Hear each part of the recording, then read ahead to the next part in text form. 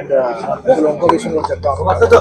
రవి గారు ఎంత మంచి వ్యక్తి అంటే ఇప్పటి వరకు నేను రావాలని కానీ నేను వస్తే బాగుంటుందని కానీ ఆయన ఎప్పుడు అడగలేదు, ఆయన గౌరవాలు అడగలేదు.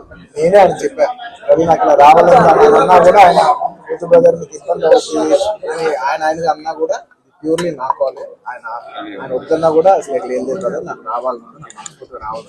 నా ఫ్రెండ్స్ అంటూ ఎవరైనా ఉంటే వాళ్ళు ఏ ఫీల్డ్లో ఉన్నా ఏ పార్టీలో ఉన్నా నాకు పార్టీకి సంబంధం లేకుండా నా మనసుకు నచ్చిన వాళ్ళు ఎవరైనా ఉంటే ఎవరు ఏ ఫీల్డ్ అయినా ఉంటే నేను వచ్చి వాళ్ళని సపోర్ట్ చేయాలి. నాకు మనసుకు నచ్చితే చేస్తాం కదా.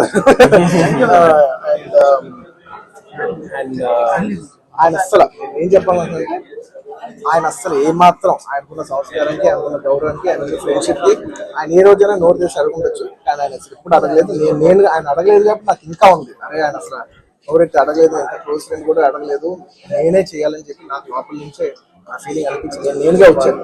ఆయన కొంచెం అక్కర్లేదు బ్రదర్, మీరు ఇబ్బంది పడతారన్నా కూడా పర్లేదు బ్రదర్, నేను వస్తాను నేనే ఆయన సపోర్ట్ చేద్దాం వచ్చాను. ఎందుకంటే ఈ 5 ఏళ్ళలో మేము మామూలుగా చాలా మంది చూస్తూ ఉంటాం కదా, 5 ఏళ్ళు మామూలుగా ఏదో ఫస్ట్ లో కొంచెం కనబడి ఏదో లాస్ట్ లో ఒక సంవత్సరం లాస్ట్ ఒక 6 నెలలో సంవత్సరం తిరుగుదాం అనే ఒక మైండ్ సెట్ ఉన్నారు.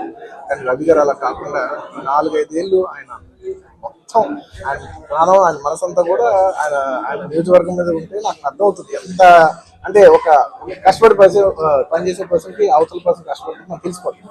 ఇంత సిన్సియర్గా చేసే మనిషికి 100% నేను నిజంగా నేను ఇంకెవరి గురించి నేను ఇంత గ్యారంటీగా చెప్పలేదు.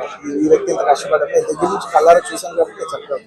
అలాంటి మా రవి గారు ఇలాంటి ఎన్నెన్నో విజయాలు సాధించాలని మనస్ఫూర్తిగా కోరుకుంటూ అండ్ అలాగే